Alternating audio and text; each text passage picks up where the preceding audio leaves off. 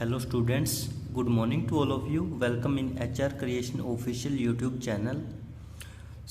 आज हम करेंगे MSc केमिस्ट्री सेकंड सेम से हम स्टार्ट कर रहे हैं। सबसे पहले हमारे पास, जैसे कि आपको पता ही है, इसमें हमारे पास 4 यूनिट है ABCD। ये हम सेक्शन A स्टार्ट कर रहे हैं बच्चे, जिसका नाम है एरोमेटिक इलेक्ट्रोफिलिक सब्सटीट्यूशन। ठीक है, आइए स्टार्ट करते हैं। कहता there is a pi electron cloud above and below the aromatic ring. Aromatic ring से ऊपर भी और नीचे भी एक पाई इलेक्ट्रॉन का क्लाउड होता है। These pi electron cloud are the most loosely held as compare to the sigma electrons. और ये जो पाई इलेक्ट्रॉन का क्लाउड है, कहता ये लूजली हेल्ड होता है एज कंपेयर टू किससे? सिग्मा के इलेक्ट्रॉन से। तो यानी कि सिंपली क्या समझ में आया कि जो सिग्मा के इलेक्ट्रॉन है वो ज़्यादा स्ट्रॉन्ग हो गए एज कंपेयर टू पाई के, क्योंकि वो लूजली हेल्ड है और ये tightly. And are available to electrophile, और ये किसके लिए इजी भी रहेंगे, अवेलेबल रहेंगे इलेक्ट्रोफाइल के लिए। ठीक है, देखिए बेसिक जो टर्म्स होती है, लाइक यहाँ पे इलेक्ट्रोफाइल्स आया है, पाई इलेक्ट्रॉन्स क्या है, सिग्मा इलेक्ट्रॉन्स क्या है। अगर आप लोगों को ये बेसिक सी चीज़ें क्लियर है सो आप इजीली कर पाएंगे। ठीक है, देखिए thus the electrophilic substitutions are the characteristic reaction of aromatic compound. कहता जो इलेक्ट्रोफिलिक सब्सटीट्यूशन होता है ये तो एक कैरेक्टरिस्टिक रिएक्शन होती है किसकी? एरोमेटिक कंपाउंड की। On the other hand the electron cloud above and below the plane of an aromatic ring shield the ring carbon from the attack of a nucleophile। जो ये अबव और below अभी हमने बताया इलेक्ट्रॉन के cloud थे, ये क्या करेंगे? ये शील्डिंग करेंगे एक टाइप से। ठीक है, शील्ड का इफेक्ट दे रहे हैं किसके लिए? रिंग कार्बन के लिए। और ये किससे बचाएंगे? From the attack of nucleophile, कि कोई न्यूक्लियोफाइल आके उसके ऊपर डायरेक्ट अटैक ना करे, क्योंकि अबव और बिलो हमारे पास पाई इलेक्ट्रॉन क्लाउड प्रेजेंट है। ठीक है, ये थी एरोमेटिक इलेक्ट्रोफिलिक सब्सटीट्यूशन की जस्ट इंट्रोडक्शन। चलिए स्टार्ट करते हैं। नेक्स्ट हमारे पास है एरिनियम आयन मैकेनिज्म। एरिनियम आयन क्या होता है पता ही होगा आप लोगों को। देखिए नहीं पता है तो इसमें आ जाएगा। The most widely accepted mechanism of aromatic electrophilic substitutions is bimolecular and involve erinium ion intermediate। जो सबसे ज़्यादा एक्सेप्टेड मैकेनिज्म होती है, देखिए एक रिएक्शन की बहुत सारी मैकेनिज्म हो सकती है, ठीक है, बट उनमें से जो सबसे ज़्यादा एक्सेप्ट की गई है साइंटिस्ट के द्वारा, ठीक है, तो वही हम प्रोसीड करते हैं, उसी को पढ़ते हैं आगे। तो वो कौन सी है? कहता वो है हमारे पास इलेक्ट्रोफिलिक सब्सटीट्यूशन, वो है एक बाईमोलिकुलर, और जो इन्वॉल्व क्या करती है ये बाईमोलिकुलर? एरिनियम ion intermediate. ठीक है, sometime this mechanism is also called SE2 mechanism. देखिए BSc में और MSc में अक्सर क्वेश्चन आता है ये SE2 के ऊपर। SE1 या SE2 में डिफरेंस या फिर उनकी रिएक्शन या उनकी मैकेनिज्म, बाईमोलिकुलर रिएक्शन या एरोमेटिक इलेक्ट्रोफिलिक सब्सटीट्यूशन। क्लियर? सो या तो आप इसको बाईमोलिकुलर बोल दीजिए या फिर आपको एरिनियम आयन इंटरमीडिएट इसमें बनेगा, इसे SE2 भी बोल सकते हैं, as it is bimolecular. Yes, SE2 क्यों कहा? क्योंकि कहता है एक ऐसी रिएक्शन है, बाईमोलिकुलर रिएक्शन है। In this mechanism the electrophiles E+, electrophile कौन होगा? इलेक्ट्रो का मतलब इलेक्ट्रॉन, फाइल का मतलब लव, जो इलेक्ट्रॉन से लव करेगा। और इलेक्ट्रॉन से लव कौन करेगा? ऑब्वियसली वो स्पीसीज जिसके पास इलेक्ट्रॉन्स की कमी है, और वो कौन होगा? E+। प्लस कब आता है? जब किसी पे डेफिशिएंसी होती है इलेक्ट्रॉन्स की। ठीक है, so E+ attack the substrate in the first step to give a carbocation. आप लोगों को पता है ये कार्बोकटायन कब बनता है? जब किसी के पास इलेक्ट्रॉन की डेफिशिएंसी हो। सो कहता है जो इलेक्ट्रोफाइल है पहले ये अटैक करेगा फर्स्ट स्टेप में, और वहाँ पे कार्बोकटायन की फॉर्मेशन होगी, नोन एज एरिनियम आयन। और इस कार्बोकटायन का जो नाम है दैट इज एरिनियम आयन। अब पता लग गया ना कि इसे एरिनियम आयन मैकेनिज्म क्यों बोल रहा है? इसी वजह से, क्योंकि इसमें फर्स्ट स्टेप में जो कार्बोकटायन की फॉर्मेशन हुई है उसी को एरिनियम आयन बोलना है, या उसी का जो दूसरा नाम है that is Wheland intermediate, Wheland intermediate, या फिर और भी बोल सकते हैं इसे ओरा कम्प्लेक्स और बेंजोनियम आयन। देखिए एक ही चीज़ के कितने नाम हो गए, कार्बोक्टाइन बना है उसका नाम एरिनियम आयन है, उसी का नाम वैलेंट इंटरमीडिएट है, उसी का नाम कॉम्प्लेक्स है और उसी का नाम बेंजोनियम आयन है। ठीक है। The leaving group electrofuge depart in the second step. यहाँ पे इसने सिंपल ये बताया है कि फर्स्ट स्टेप में तो अटैक करेगा कौन, कार्बोक्टाइन, एक टाइप से E+ जाके अटैक करेगा, कार्बोक्टाइन की फॉर्मेशन होगी, और दूसरे स्टेप में जो लिविंग ग्रुप होगा जिसे हम क्या बोल देंगे, इलेक्ट्रोफ्यूज, यानी कि जो स्पीसीज वहाँ से रिलीज आउट हुई है, डिपार्ट हुई है, निकली है इन द सेकेंड स्टेप, ये सेकेंड स्टेप में निकल जाएगी स्पीसीज कौन सी, electrofuge. The first step is the rate determining step and the reaction follow the second order kinetics. कहता जो हमारा फर्स्ट स्टेप होगा इस रिएक्शन का वो कैसा होगा, रेट डिटरमाइनिंग स्टेप, और अगर फर्स्ट स्टेप रेट डिटरमाइनिंग है तो इट मीन्स रिएक्शन स्लो हो रहेगी, क्योंकि स्लो स्टेप ही हमारा कैसा होता है, रेट डिटरमाइनिंग, और उस रिएक्शन का जो ऑर्डर होगा that is second order. Clear यहाँ तक? चलिए आगे अब स्टेप 1 देखते हैं। ये थी हमारी बेंजीन की रिंग, दिख रही होगी ना आप लोगों को, ये थी बेंजीन की रिंग, ये हमने एक हाइड्रोजन वैसे शो कर रखा है, होते तो सारी जगह ही है बट हमें इसकी ज़रूरत थी तो हमने इसे शो कर दिया। ठीक है, ये हमने दिया E+ यहाँ पे। अब होगा क्या, यहाँ पे जो बॉन्ड होता है, वैसे तो पूरी ही रिंग में बॉन्ड है बट हम यहाँ पे एक कंसिडर करते हैं, वो बॉन्ड जाके अटैक करेगा कहाँ पे, E+ पे। अब E+ पे जैसे ही ये अटैक करेगा तो E+ किसके साथ बॉन्ड बना लेगा, ऑर्थो पोजीशन के साथ, ये बन गया बॉन्ड ऑर्थो पोजीशन पे। हाइड्रोजन यहाँ पे ऑलरेडी था, अब यहाँ पे बॉन्ड की डेफिशिएंसी होगी तो यहाँ पे क्या बन गया, कार्बोकटायन, और तो कैसा चार्ज आ गया, ये प्लस चार्ज। ठीक है, प्लस चार्ज है ये। अब यहाँ पे प्लस चार्ज आ गया तो इस प्लस चार्ज की जो डेफिशिएंसी है उसे पूरा करने के लिए क्या करेंगे, जो ये बॉन्ड है इस बॉन्ड को आगे प्रोसीड करवा देंगे, आगे प्रोसीड करवा दिया। ठीक है, इसकी डेफिशिएंसी पूरी हो गई, लेकिन अब यहाँ पे कमी हो गई। कौन सी पोजीशन है ये, मेटा पोजीशन। मेटा पोजीशन पे कमी रह गई, डेफिशिएंसी हो गई इलेक्ट्रॉन्स की, तो अब क्या करेंगे, अब इस इलेक्ट्रॉन को आगे प्रोसीड करवाएंगे। एरो नहीं बनाया मैंने, आप लोग खुद बना सकते हो, इसको ऐसे शो कर देंगे, रेजोनेंस। ठीक है, अब यहाँ पे डेफिशिएंसी हो जाएगी, ये भी मेटा पोजीशन है।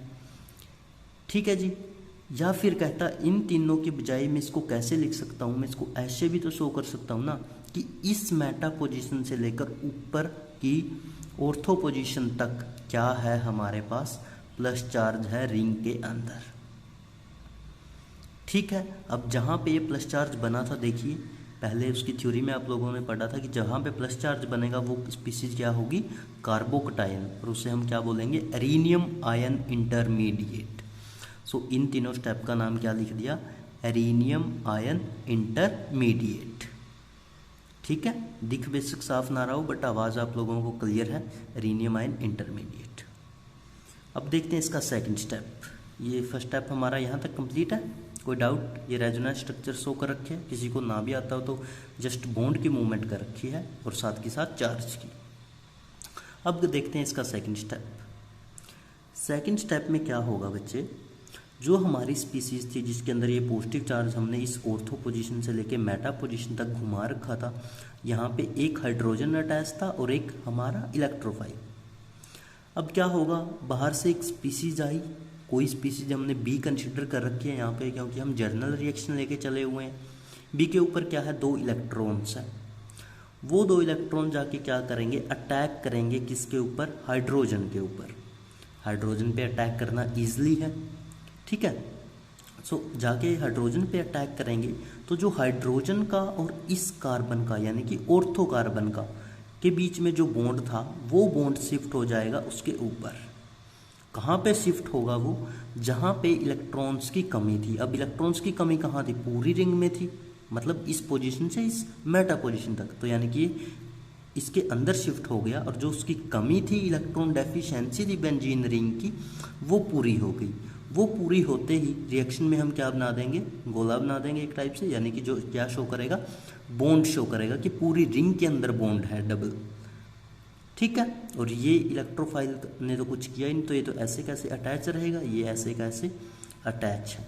अब यहाँ से निकला क्या था H, ये H किसके साथ जाके अटैच होगा, B के साथ, ये जाके अटैच हो गया B H के साथ। लेकिन देखिए H के ऊपर प्लस चार्ज है, ये क्यों आया है, ये इस वजह से आया है क्योंकि हमने बोला था कि जो कार्बन है ऑर्थो और जो हाइड्रोजन है, इनका जो बॉन्ड था वो शिफ्ट हो गया था कहाँ पे, रिंग के अंदर। तो जब बॉन्ड शिफ्ट हो गया तो ओब्वियसली सी बात है ना कि हाइड्रोजन के पास तो इलेक्ट्रॉन्स बचे ही नहीं, इलेक्ट्रॉन्स नहीं बचे तो चार्ज कैसा आएगा, प्लस चार्ज, यानी कि हाइड्रोजन के ऊपर अब इलेक्ट्रॉन्स की क्या हो गई, डेफिशिएंसी, और स्पीशीज कैसे बन गई, BH प्लस। ये थी हमारी एरिनियम आयन मैकेनिज्म। ठीक है, रिएक्शन भी देख लिया आप लोगों ने और थ्योरी भी। अब चलते हैं बच्चे नेक्स्ट टॉपिक पे। नेक्स्ट टॉपिक हमारा है सिग्मा एंड पाई कॉम्प्लेक्सेस। सो देखते हैं इनमें क्या होता है। कहता experimental evidence suggested that in an aromatic electrophilic substitution a pi complex is formed when first then it converted into arenium ion or a sigma complex। ये कहना चाहता है जो सिग्मा और पाई कॉम्प्लेक्सेस टॉपिक हम पढ़ रहे हैं, इसमें कहता है जो एक्सपेरिमेंटल एविडेंसेस आए हैं वो ये आए हैं कि एरोमेटिक इलेक्ट्रोफिलिक सब्स्टिट्यूशन में सबसे पहले पाई कॉम्प्लेक्स की फॉर्मेशन होती है, फिर ये पाई कॉम्प्लेक्स कन्वर्ट हो जाता है एरिनियम आयन में, और एरिनियम आयन को अभी आप लोगों ने देखा हमने क्या बोला था पीछे, sigma complex, arenium ion, Wheland, intermediate. ठीक है, तो देखते हैं सबसे पहले क्या बनेगा, पाई कॉम्प्लेक्स बनेगा। चलिए पाई कॉम्प्लेक्स ही पढ़ते हैं। Pi complexes do not involve the actual chemical bonding. कहता जो पाई कॉम्प्लेक्सेस है उनके अंदर क्या नहीं होती, वास्तव में केमिकल बॉन्डिंग नहीं होती between the electrophile and a carbon atom of aromatic ring. किस किस में नहीं होती है बॉन्डिंग, है तो दो एटम चाहिए ना कम से कम, एक तो इलेक्ट्रोफाइल में और दूसरा जो कार्बन एटम है एरोमेटिक रिंग का। सिंपली ये कहना चाहता है पाई कॉम्प्लेक्सेस के अंदर कोई बॉन्डिंग नहीं होती केमिकली इलेक्ट्रोफाइल की स्पीसीज में और कार्बन एटम में, कार्बन एटम किसका, एरोमेटिक की रिंग का। On the other hand in a sigma complexes there is a actual chemical bonding between the electrophile and the carbon atom of the aromatic ring।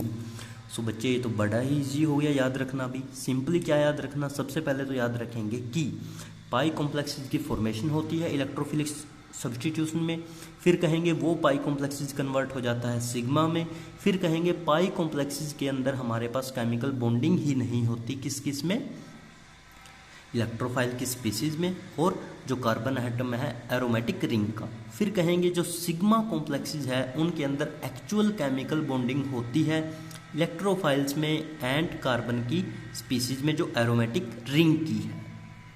देखिए कैसे, हमने ली benzene की ring, benzene ली, benzene के साथ हमने add कर दिया E+, ये है बेंजीन, ये है हमारा E+। तो क्या होगा, अब वही सेम पीछे वाला जो हमारा यहाँ पे मान लो बॉन्ड है, वो बॉन्ड जाके अटैक करेगा और ये E जाके इसके साथ अटैच हो जाएगा। बट इस बार हमने कोई बॉन्ड नहीं दिखाया, आप लोग भी ऐसे कर सकते हो, कोई बड़ा इशू नहीं है ऐसा। सो एक बॉन्ड की बजाय हमने पूरा राउंड फिगर इसका दिखा दिया, इसने जाके अटैक किया और ये E था जो इलेक्ट्रोफाइल की स्पीसीज थी जाके इसके साथ अटैच हो गई एंड फॉर्मेशन हो गई पाई कॉम्प्लेक्सेस की। क्लियर यहाँ तक, ये है पाई कॉम्प्लेक्सेस। फिर कहता है अब पाई कॉम्प्लेक्सेस किस में कन्वर्ट हुआ था, थ्योरी के अकॉर्डिंग देखो जो पढ़ा है वही चलेगा सिर्फ। अब पाई कॉम्प्लेक्सेस कहता कन्वर्ट होगा, एरो डाल दिया किसमें, सिग्मा कॉम्प्लेक्सेस में। तो ये है हमारा सिग्मा कॉम्प्लेक्सेस। सिग्मा कॉम्प्लेक्सेस वो बनेगा जो अभी लास्ट टाइम बनाया था, जहाँ पे ऑर्थो से लेके उसकी मेटा पोजीशन तक पॉजिटिव चार्ज था, हाइड्रोजन भी अटैच थी और इलेक्ट्रोफाइल की स्पीसीज भी अटैच थी, वो हो गया हमारा सिग्मा कॉम्प्लेक्सेस। फिर उस सिग्मा कॉम्प्लेक्स में से हाइड्रोजन भी रिलीज हो गया था, आप लोगों को पता है, H+ की फॉर्म में निकल गया था और क्या बन गई थी हमारे पास सिग्मा कॉम्प्लेक्स। और इसके अंदर एक्चुअल बॉन्डिंग भी हुई है, किस किस की, इलेक्ट्रोफाइल की स्पीसीज की and carbon atom of the aromatic ring की भी, जबकि पाई कॉम्प्लेक्सेस के अंदर ऐसी कोई बॉन्डिंग नहीं हुई। ठीक है, सिग्मा और पाई कॉम्प्लेक्सेस का छोटा सा टॉपिक। कोई डाउट हो किसी को तो आप साथ साथ हमें कमेंट जरूर करिए, क्योंकि आप रिस्पॉन्स देंगे तभी हमें पता लगेगा कि ये कैसा है कैसा नहीं है। कोई भी डाउट हो, कोई भी चीज़ हो, कोई आप स्पेशल टॉपिक पे अगर वीडियो चाहते हो वो आप लोग वो भी मेंशन कर सकते हो। ऑन डिमांड भी हम आपकी वीडियो तैयार करेंगे। चलिए नेक्स्ट टॉपिक देखते हैं। नेक्स्ट हमारे पास है evidence for the formation of a sigma और पाई कॉम्प्लेक्सेस। देखिए, जो साइंस है वो ऐसा नहीं है कि हमने बोल दिया और वो काम हो गया, ऐसा नहीं है। जो चीज़ आप लोगों ने करी है अब उसका एविडेंस देना पड़ेगा कि हाँ वाकई में वो चीज़ हो सकती है। अब हमने सिग्मा और पाई कॉम्प्लेक्सेस बना तो दिए, बट अभी इनके एविडेंस देने पड़ेंगे तब माने जाएंगे वो। तो सबसे पहले है हमारे पास when the benzene is treated with HCl, कहता बेंजीन की रिंग को ट्रीट करवा दो HCl से, a pi complex is formed which is colourless. कहता एक पाई कॉम्प्लेक्स बन जाता है जिसका क्या होता है, कलरलेस होता है, and does not conduct electricity, और वो कहता इलेक्ट्रिसिटी को भी कंडक्ट नहीं करता। इलेक्ट्रिसिटी को कौन नहीं कंडक्ट करता, इंसुलेटर नहीं करते। ठीक है, further more when BCl is used, अब देखिए पहले HCl लिया था, अब H का जो हमारा आइसोटोप हो गया ड्यूटेरियम, जिसे हम D2O में यूज करते हैं हैवी वाटर्स में, सो उसका हमने आइसोटोप ले लिया D और क्लोरीन S। कहता when the DCl is used to form the pi complexes no deuterium exchange takes place. कहता जब आप लोग DCl ले लेते हो यानी कि ड्यूटेरियम क्लोराइड, तब आपका कोई भी ड्यूटेरियम एक्सचेंज नहीं होता। क्यों नहीं होता? Because there is no covalent bond between electrophiles and the ring. क्योंकि कहता जो कोई भी वहाँ पे कोवलेंट बॉन्ड नहीं बनता, किस किस के बीच में, इलेक्ट्रोफाइल की स्पीसीज के बीच में और रिंग के बीच में। जबकि जब HCl डाला था तब रिंग के बीच में और हमारी स्पीसीज जो HCl थी उसके बीच में बॉन्ड बन गया था। सो ये फर्स्ट एविडेंस है इसका।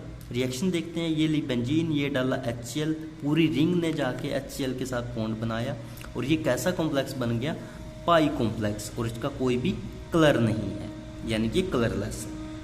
आगे कहता है when the benzene is treated with HCl in the presence of AlCl3 aluminium trichloride, solutions of arenium ion or the sigma complex is obtained। अब क्या करें, अब उसी चीज़ को थोड़ा सा आगे बढ़ाएंगे। कैसे? यहाँ पे हमने HCl डाला था, कोई कैटालिस्ट या कोई कुछ नहीं डाला था, सिंपल रिएक्शन। अब कहता है वही काम करो, बेंजीन लो, HCl लो, लेकिन इस बार AlCl3 का सोल्यूशन डालो साथ में। जैसे ही कहता है आप AlCl3 का सोल्यूशन लेते हो तो वहाँ पे आप लोगों के पास, अब यहाँ पे पाई कॉम्प्लेक्स बना था, फिर कहता पाई कॉम्प्लेक्स ना बन के क्या बनेगा, सिग्मा कॉम्प्लेक्स बनेगा, विच इज कलर्ड, और वो कलर्ड भी होगा, जबकि जब HCl लिया था वो कैसा था, कलरलेस था। एंड कंडक्ट इलेक्ट्रिसिटी, इसने इलेक्ट्रिसिटी भी कंडक्ट नहीं करी थी, बट जब हम AlCl3 की प्रेजेंस में यही रिएक्शन करवाएंगे तो इलेक्ट्रिसिटी भी कंडक्ट करेगा, showing that the presence of positive and negative ion. तो कहता उस वजह से अगर उसने इलेक्ट्रिसिटी कंडक्ट करी है तो इसका मतलब ये है वहाँ पे पॉजिटिव आयंस भी है, वहाँ पे नेगेटिव आयंस भी है। क्लियर? अभी आयंस की बात क्यों आई है, अगर किसी को भी ध्यान में है थोड़ी सी चीज़, तो यहीं पे हमने कहा था कि ड्यूटेरियम ने कोई आयन ही एक्सचेंज नहीं किया। क्लियर यहाँ तक? एक बार दोबारा देख लीजिए सारा टॉपिक। ये कुछ नहीं है, बिल्कुल simple.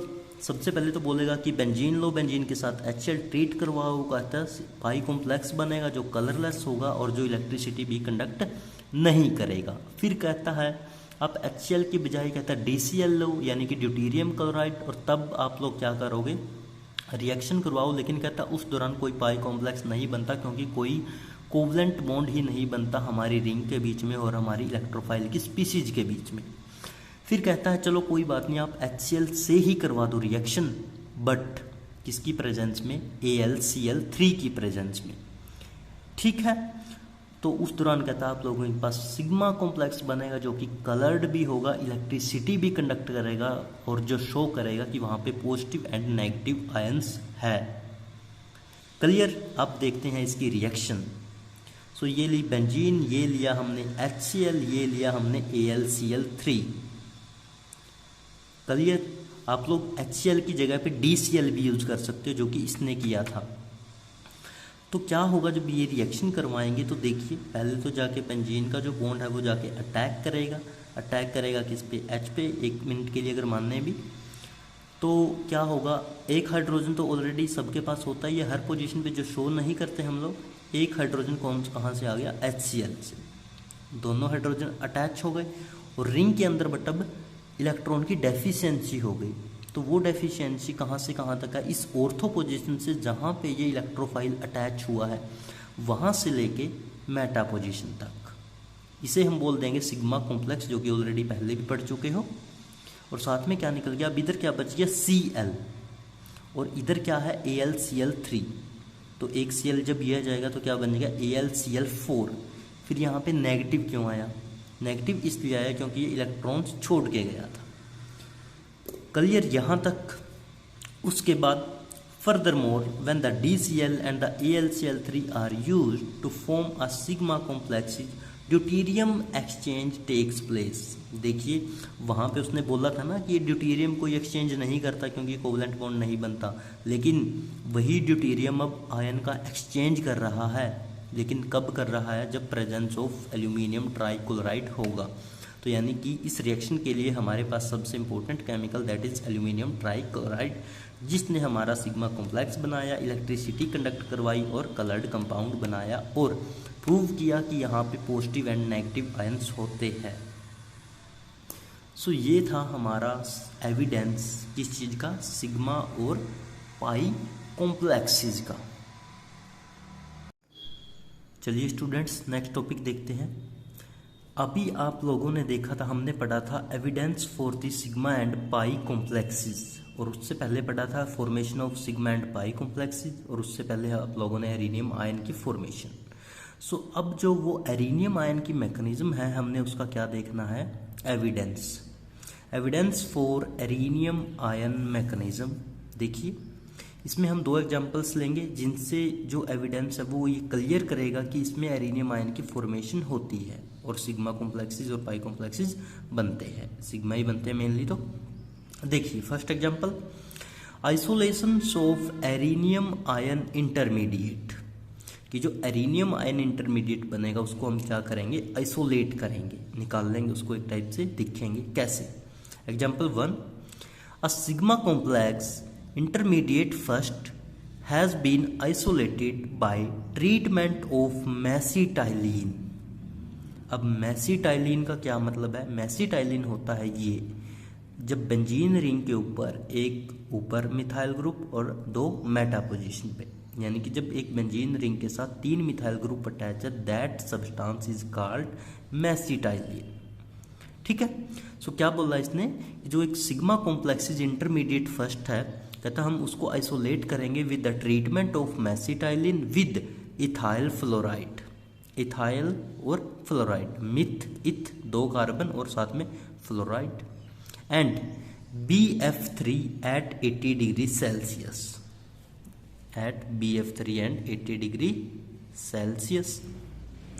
The normal substitution product was obtained on warming this intermediate first। कहता हमें नॉर्मल जो सब्स्टिट्यूशन का प्रोडक्ट है वो ऑब्टेन्ड हो जाएगा जब इस इंटरमीडिएट फर्स्ट को हम गर्म करेंगे। देखिए कैसे, ये ले लिया हमने मेसिटाइलिन, साथ में डाल दिया इथाइल फ्लोराइड, क्योंकि इथाइल फ्लोराइड डालना था मेसिटाइलिन के साथ, साथ में क्या डालना है, BF3, और कितने टेम्परेचर पे, -80 डिग्री सेल्सियस पे। ठीक है। जैसे ही ये कंडीशंस देंगे मेसिटाइलिन को, तो क्या होगा, जो इसके 3 मिथाइल ग्रुप है वो सेम रहेंगे अपनी अपनी जगह पे। लेकिन जो ऑर्थो पोजीशन इसकी खाली पड़ी हुई है वहाँ पे आके कौन अटैच हो जाएगा, हमारा इथाइल ग्रुप। ठीक है, अब देखिए जब इनको ब्रेक डाउन करेंगे तो कैसे ब्रेक डाउन होगा, इथाइल में से और एफ में से किसकी इलेक्ट्रोनेगेटिविटी ज़्यादा है, एफ की। इलेक्ट्रोनेगेटिविटी पढ़ते हो आप लोग, सो एफ की तो पीरियोडिक टेबल में ही सबसे ज़्यादा इलेक्ट्रोनेगेटिविटी होती है। सो ये कैसे ब्रेक डाउन हो जाएगा, किसके ऊपर पॉजिटिव चार्ज, इसके ऊपर नेगेटिव चार्ज। ठीक है, ये हमारा यहाँ पे जो बॉन्ड होता है वो जाके इसके ऊपर अटैक करेगा और ये जाके अटैच हो जाएगा इसकी ऑर्थो पोजीशन पे। अब जिस बॉन्ड ने जाके अटैक किया है तो उसकी वजह से बेंजीन रिंग में डेफिशिएंसी हो जाएगी इलेक्ट्रॉन्स की, जिसकी वजह से पॉजिटिव चार्ज आ जाएगा रिंग के इस ऑर्थो पोजीशन से इस मेटा पोजीशन तक। देखिए ये जो चार्ज का हमने डॉटेड दिखाया है सर्कल, ये पूरी रिंग में नहीं है, ये हमने जगह छोड़ रखी है। क्लियर, एक हाइड्रोजन यहाँ पे ऑलरेडी होता ही है, ये आप लोगों को पता है। साथ में कहता क्या निकल गया, BF4 नेगेटिव। अब ये कहाँ से आया भाई, यहाँ पे क्या निकला था, BF3। ठीक है, F ये बच गया तो क्या बन गया, BF4, बट ये नेगेटिव है। हमने बोला था कि जब इनको ब्रेक डाउन किया तो इसके ऊपर चार्ज आ गया था नेगेटिव, इसके ऊपर पॉजिटिव, यानी कि इन दोनों के बीच के जो इलेक्ट्रॉन्स थे वो अट्रैक्ट कर लिए थे फ्लोरीन ने towards itself due to the high electronegativity of fluorine. तो ये बन गया BF4 नेगेटिव। अब उन्होंने क्या कहा था कि जब आपका इंटरमीडिएट बना है, इंटरमीडिएट जो फर्स्ट बना है, कहता उसको क्या कर दो, गर्म कर दो, हीट कर दो। ये बन गया हमारा फर्स्ट सिग्मा कॉम्प्लेक्स। इसको जब हीट करेंगे तो देखिए क्या बनेगा, ये किया हमने हीट का साइन और प्रोडक्ट देखिए बेंजीन, ये 3 मिथाइल ग्रुप और साथ में यहाँ पे क्या ET यानी कि इथाइल। साथ में क्या निकल गया यहाँ से, देखिए जो H है, अब इसकी हमें जो इसके ऊपर पॉजिटिव चार्ज है अब ये स्टेबल करना पड़ेगा ना, तो ये कैसे करेंगे, ये जो H है ये खुद के इलेक्ट्रॉन्स यहाँ ऐसे दे देगा और यहाँ से रिलीज आउट हो जाएगा in the form of H+। सो यहाँ से ये H+ निकल गया। यहाँ पे जब BF4 नेगेटिव है ना, अगर इसको ब्रेक डाउन करेंगे तो ये ऐसे होगा BF3 और F नेगेटिव, तो वो F नेगेटिव और ये H+ जाके दोनों आपस में क्या बन गए, H और F, हाइड्रोजन फ्लोराइड, और साथ में क्या निकल गया BF3। ठीक है, तो ये हमने क्या कर दी, आइसोलेशन कर दी, किस चीज की, एरिनियम आयन इंटरमीडिएट की। क्लियर है, यहाँ तक रिएक्शन देख लीजिए एक बार दोबारा। ये मेसिटाइलिन लेंगे, याद रखना मेसिटाइलिन का फॉर्मूला, इथाइल फ्लोराइड डाल लेंगे, BF3 डाल लेंगे, -80 degree Celsius temperature, particular condition देनी होती है, हर रिएक्शन एक स्पेसिफिक कंडीशन पे होती है। सो जाके क्या हो जाएगा, ये बेसिक है बिल्कुल, सारी जगह यही चलता है कि हाइड्रोजन यहाँ पे होता है, इथाइल ग्रुप जाके अटैच हो जाएगा, इलेक्ट्रॉन की डेफिशिएंसी हो जाएगी और ये पूरी रिंग में, मतलब इस ऑर्थो से मेटा तक रिंग में चार्ज। BF4 नेगेटिव निकल गया, ये बन गया सिग्मा कॉम्प्लेक्स। इसको हीट करेंगे, एक F इसका निकलेगा, H यहाँ से HF अलग, BF3 अलग, और मेसिटाइलिन के साथ एक ethyl group at ortho position is attached. ये था फर्स्ट एग्जाम्पल। नेक्स्ट देखते हैं एग्जाम्पल नंबर सेकंड। ये रहा एग्जाम्पल नंबर सेकंड। देखिए क्या कहता है, another example is the isolation of an intermediate in the reaction of benzo trifluoride, nitrile fluoride and boron trifluoride। देखिए 3 एग्जाम्पल्स दिए इसने एक ही उसमें। कहता है जो आइसोलेशन करनी है ना हमें इंटरमीडिएट की, किस रिएक्शन से कर सकते हैं, बेंजो ट्राईफ्लोराइड से, या फिर नाइट्राइल फ्लोराइड से, या बोरोन ट्राईफ्लोराइड से, एट लो टेम्परेचर के ऊपर। It is a yellow crystalline complex which decompose on warming to -50 degrees Celsius, yielding meta-nitrobenzotrifluoride BF3 and HF। Theory देख के बेसिक से ना भी कुछ समझ में आया हो, लेकिन इतना समझो कि इन तीनों चीज़ की रिएक्शन जब करोगे, लाइक ये लो या ये लो टेम्परेचर पे, तो आप लोगों को जो प्रोडक्ट है वो मिल जाएगा। और वो क्या मिलेगा, ये मेटा नाइट्रोबेंजीन ट्राईफ्लोराइड BF3 और HF। देखिए कैसे रिएक्शन देखते हैं तो क्लियर होगा।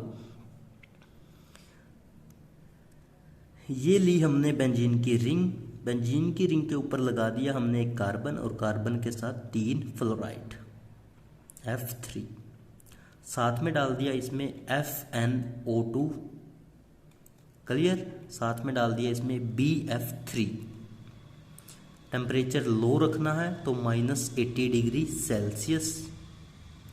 अब जब ये तीनों कंडीशंस दे दी, FnO2 डाल दिया, BF3 डाल दिया, -80 डिग्री सेल्सियस टेम्परेचर दे दिया, तो देखिए क्या होगा। तो क्या होगा, जो यहाँ पे NO2 है वो जाके इसकी मेटा पोजीशन पे अटैच हो जाएगा। मेटा पोजीशन पे अटैच हो जाएगा तो किसी ना किसी इलेक्ट्रॉन ने, बॉन्ड ने जाके इस पे अटैक किया था, तो वो बॉन्ड की इसमें कमी हो गई, तो डेफिशिएंसी ऑफ इलेक्ट्रॉन हो गई बेंजीन रिंग में, और चार्ज आ गया मेटा पोजीशन से ऑर्थो पोजीशन तक। एक हाइड्रोजन ऑलरेडी होता है, ये हमने यहाँ पे शो कर दिया। साथ में क्या निकल गया, इधर एक F था, वो जाके इसके साथ अटैच हो गया, BF4 नेगेटिव। अब इस रिएक्शन को आगे प्रोसीड करवाएंगे, इसका सेकंड स्टेप -50 डिग्री सेल्सियस पे। ये करवाया हमने -50 डिग्री सेल्सियस पे। तो क्या होगा, जो H है ये इसको इलेक्ट्रॉन्स दे देगा रिंग को, और यहाँ से निकल जाएगा। किस फॉर्म में निकलेगा, H+ फॉर्म में। यहाँ से एक F निकल जाएगा, F नेगेटिव, H और F अलग हो जाएंगे, BF3 अलग हो जाएगा, और बेंजीन रिंग के साथ ऊपर से F3 तो ऑलरेडी था, इसकी मेटा पोजीशन पे अटैच हो जाएगा NO2। अब इसने थ्योरी में एक लाइन बोली थी कि यहाँ पे हमारे पास येलो क्रिस्टलाइन कॉम्प्लेक्स बनता है, तो वो ये है येलो क्रिस्टलाइन कॉम्प्लेक्स। ये था हमारा second example of evidence for the arenium ion mechanism. So यहाँ पे ऑलमोस्ट आपका टॉपिक ये कंप्लीट हो जाता है। नेक्स्ट टॉपिक जो लेक्चर होगा हमारा वो होगा आइसोटोप इफेक्ट पे। Thank you so much. आज से हमने ये सीरीज स्टार्ट की है MSc सेकंड सेम ऑर्गेनिक की। सो ज़्यादा से ज़्यादा आप वीडियो को शेयर कीजिए, लाइक कीजिए, कमेंट कीजिए, और जिन्होंने चैनल सब्सक्राइब नहीं किया है, मैं उन लोगों को बता देना चाहता हूँ कि हम लोग अब डेली ऑर्गेनिक की सेकंड सेम की वीडियो अपडेट करेंगे, कंप्लीट सिलेबस की, जितना जल्दी हमसे हो सकता है। तो आप लोग चैनल को सब्सक्राइब कीजिए और अपने फ्रेंड्स के साथ शेयर कीजिए। Thank you so much.